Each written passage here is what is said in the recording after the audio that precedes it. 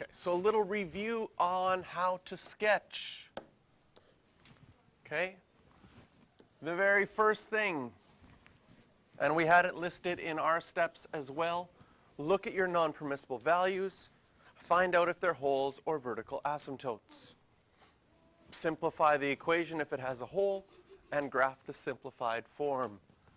Number two, the second thing you look at is whether or not there are horizontal or oblique asymptotes.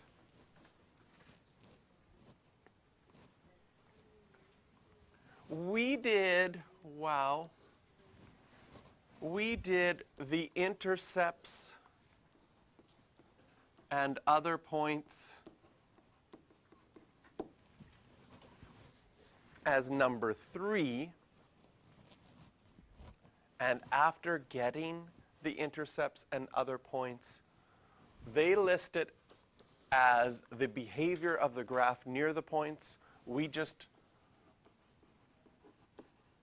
called that step graph. Because once you've got your points, your graph is going to go towards asymptotes. And your points are going to help you determine, oh, should it go up towards this asymptote or down towards this asymptote? And if you have points in a section, you'll be able to tell where it's supposed to go.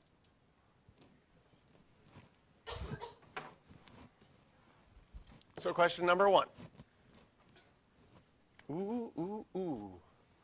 Sketch the graph of this rational function. So step 1, we always factor our equation. The top factors to be x minus 4, x minus 1, over 1 minus x. Are there any factors that are identical? No. However, this is something you saw in grade 11. We can make the bottom one equal how? By factoring out a negative. So if I factor a negative out of the bottom, well, that would make the x positive and the 1 negative, and all of a sudden, yes, we have, first of all, our non-permissible value, x can't equal 1. And that non-permissible value is going to be a hole because it's simplified. And the hole is going to be at 1 comma something.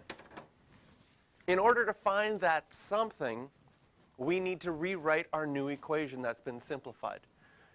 What would you be left with after things canceled? Okay, we would have the x minus 4 on the top, and what's on the bottom? A negative 1. How do we simplify this equation? We would get this whole thing divided by negative 1 would give us negative x plus 4.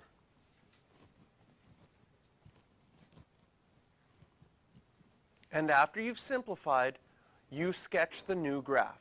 Do you know how to graph the new graph? Yeah, we don't have to go through any other steps. Okay, sometimes people think, oh, I've got to do my horizontal and oblique asymptotes and everything else. No. Now it's a line. You know how to graph lines. You just have to graph the line with the added hole. Now we know the hole is going to be at 1 comma something. The something's going to be 3. Because if we plug in 1 into that line, negative 1 plus 4 would be 3. Right? So maybe, I don't know if you want to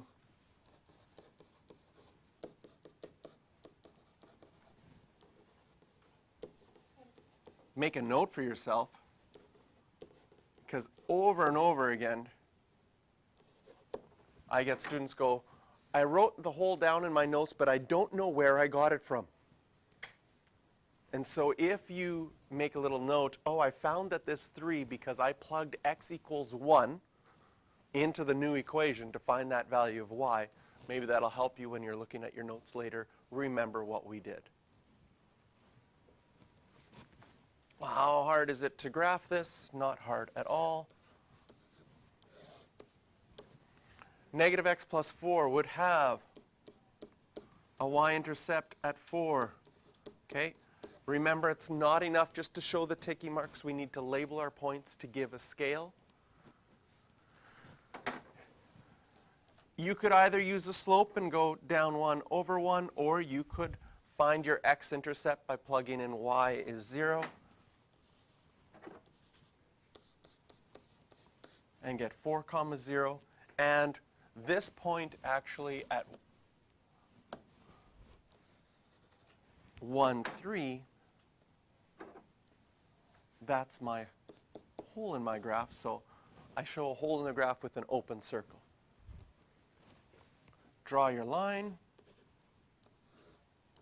put arrowheads on the end, and we have our final graph.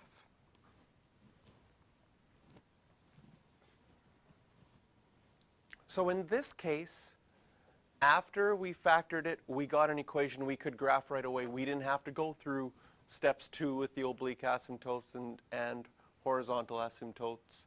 We didn't have to do all those steps after that, because the graph we got was something we knew how to graph. Okay, question number 5 for practice. We're going to do the